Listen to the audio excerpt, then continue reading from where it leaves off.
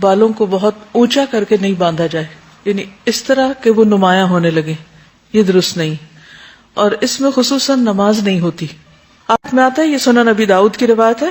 سعید بن ابی سعید مقبری اپنے والد سے بیان کرتے ہیں، انہوں نے سیدنا ابو رافع مولا رسول اللہ صلی اللہ علیہ وسلم کو دیکھا کہ وہ سیدنا حسن بن علی کے پاس سے گزرے جبکہ وہ کھڑے نماز پڑھ رہے تھے، اور انہوں نے اپنی گدی میں اپنے بالوں کی چوٹی دھنسا رکھی تھی، یعنی اس کو رول کر کے اندر کو کیا ہوا تھا بالوں کو.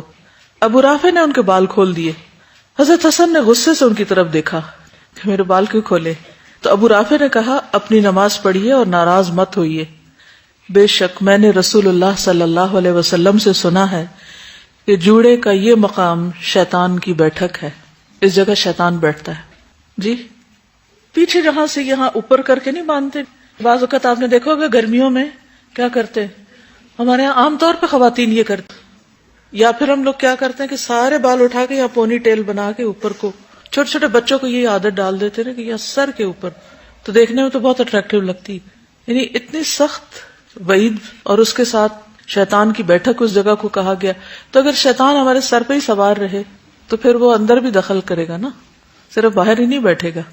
یعنی اسٹریٹ ہیں، کہیں بھی ان کو کلپ کر لیجئے، باندھ لیجئے، لیکن ان نیچرل وے میں اوپر اٹھانا منع ہے. جب نظر آنے لگ جائے، شیپ بن جائے ان کی پیچھے، وہ درست نہیں.